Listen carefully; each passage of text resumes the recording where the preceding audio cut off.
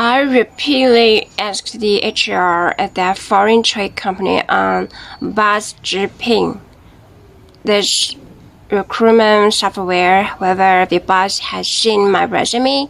The HR said the boss had seen it and asked me to go for an interview. I waited for the bus for more than half an hour in the cold wind. You know, the temperature is about 2 degrees, and it took me an hour to get there. The company was as small as my room, and there were already 8 people inside. After arriving, I spent a long time filling out the resume and waited in line for a long time. During the interview, the boss only gave me 2 minutes. While I was answering, he was talking to the person next to him, showing complete disrespect. He didn't test the English proficiency and precise knowledge that a foreign trade salesman should have, and only said that my work experience didn't match. I really can't figure it out. If it doesn't match, why did they ask me to come for an interview? It's obvious that the HR didn't read the resume carefully, and the company just randomly called people to go through the motions. It's so unprofessional. This matter has been bothering me. How can I let it go and forgive them? Well, let's check out how the pastor said. It's understandable that you feel wronged and angry. Having braved the cold wind, spent time and energy, only to be treated so unprofessionally. The feeling of being belittled and perfunctory is like a thorn in your heart, making it hard to let it go. These are very real emotions, and they deserve to be understood. From a faith perspective, forgiveness is not forcing yourself to say it's okay, nor is it denying the fact that you've been hurt. Instead, it's after acknowledging I was indeed wronged, choosing not to let this hurt continue to take up space in your heart.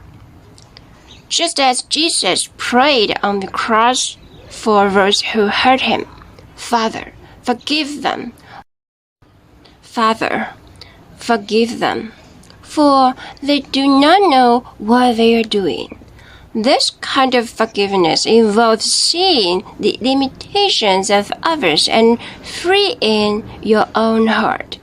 We can try to look at this matter from 3 aspects. First, behind their unprofessionalism, there may be their own cares and limitations. That HR might just be trying to meet a KPI, and that boss may not even realize how much of their perfunctoriness drains others. They may be used to treating people and things carelessly, not targeting you personally. It's like someone who always bumps into others while walking. They may not be trying to hurt anyone, but just have unsteady feet. When we see the troubles hidden in their mistakes, there may be a little more compassion in our anger. It's not about forgiving their actions, but understanding that they are also trapped by their own flaws. Second, distinguish between their responsibility and my mental space. Their unprofessionalism is their problem, and if your anger persists, you're punishing yourself for their mistakes. You've already paid the cost of time, energy, and emotions for this matter. If you let this dissatisfaction take over the days ahead, it's like accidentally stepping into a mud puddle and then taking the mud home to wipe repeatedly. It's not worth it. Faith tells us that our hearts are made to hold love and hope, not to be a dump for others' mistakes. Finally, replace forgetting with letting go. Forgiveness doesn't mean forgetting what happened, but choosing not to let this incident affect your self-evaluation and not letting this anger drain your enthusiasm for life. You can say to yourself in your heart, "This matter really made me uncomfortable, but I won't let it define my mood today.